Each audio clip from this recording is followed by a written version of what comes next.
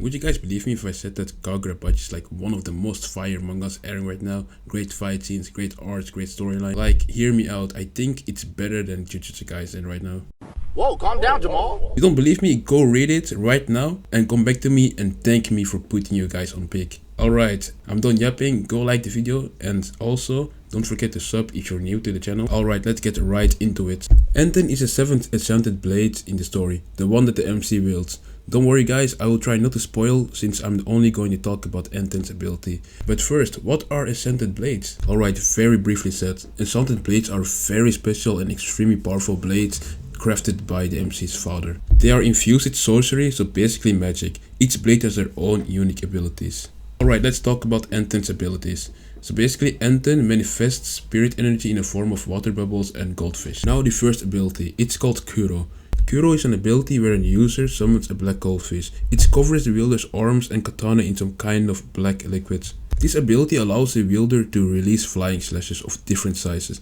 These slashes are way more powerful than normal slashes. It allows the user to sever torsos of people. But also the size of the slashes depends on the size of the goldfish that's summoned. So basically, how bigger the goldfish, how bigger the slashes. So that means if your goldfish is really big, the slashes are gonna be big as hell too. That's what she said. Alright, let's stop playing. Now, Shred. Shred is like an extension ability of Kuro. The difference is that in Kuro's Shred, you can summon multiple small goldfishes, and each goldfish is like one small slash.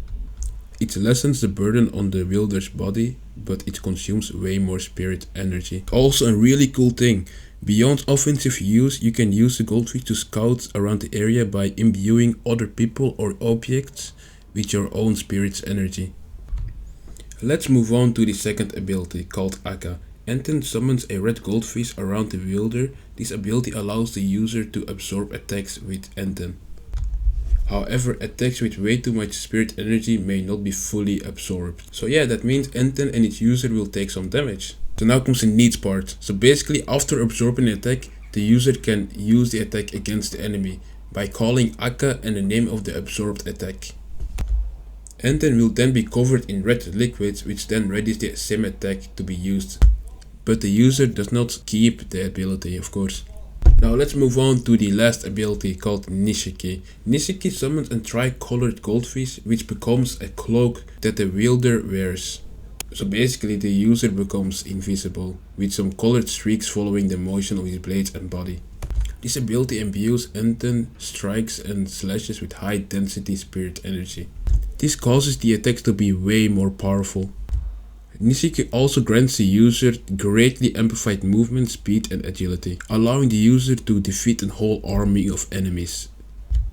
Nishiki can also be used as support. When the MC was wounded, it supported the MC's movement instead of amplifying its strength, allowing for increased movement still. Alright guys, we're at the end of the video. Thank you for watching this video if you've reached this far, of course. And also like the video if you liked the video and subscribe to this channel if you're new.